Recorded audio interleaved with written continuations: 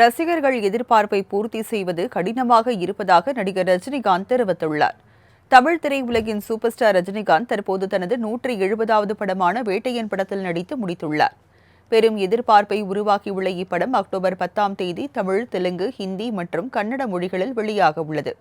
இந்நிலையில் வேட்டையன் படத்தின் இசை வெளியீட்டு விழா சென்னை நேரு உள் விளையாட்டரங்கில் நடைபெற்றது. இதில் வெளியிடப்பட்ட சிறப்பு முன்னோட்டம் காட்சியில் ரஜினி போலீஸ் என்கவுண்டர் ஸ்பெஷலிஸ்டாக நடித்துள்ள காட்சிகள் இடம்பெற்றுள்ளன.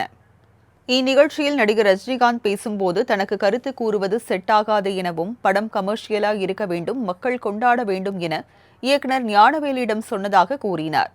சிவாஜி கணேசன் உயிரோடு இருந்திருந்தால் அமிதாப் பச்சன் கேரக்டரில் அவர்தான் நடித்திருக்க வேண்டும் என இயக்குநர் ஞானவேல் கூறியதாகவும் அவர் தெரிவித்தார்.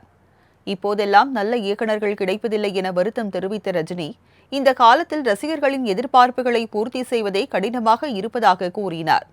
இயக்குநர்கள் உடனான காம்பினேஷனும் எதிர்பார்ப்புகளை அதிகமாகி விடுவதாக தெரிவித்த ரஜினி, தனக்கு 1000% அனிருத்தான் இசையமைக்க வேண்டும் என்று ஞானவேலிடம் தெரிவித்ததாக கூறினார். இதனிடையே இசை வெளியீட்டு விழாவில் ரசிகர்கள் பலருக்கும் அனுமதி மறுக்கப்பட்டதால் அங்கு பரபரப்பு ஏற்பட்டது. ரசிகர்களின் கையில் டிக்கெட் இருந்தும் அரங்கத்தினுள் அனுமதிக்கப்படவில்லை என ரசிகர்கள் கொந்தளிப்புடன் தெரிவித்தனர். நாங்கள் மேட்டூர்லேருந்து வந்திருக்கிறோம். விஐபி டிக்கெட் எங்களுக்கு கொடுத்தது கரெக்டாக கெப்பாசிட்டி பார்த்து தான் நாங்கள் டிக்கெட் அடிச்சிருப்பாங்க. ஆனால் எப்படி உள்ள விட மாட்டேங்கிறாங்கன்னு தெரியல. அப்போ இந்த டிக்கெட் வச்சு போனவங்களாம் யாருன்னு ஒன்றுமே புரியல எங்களுக்கு.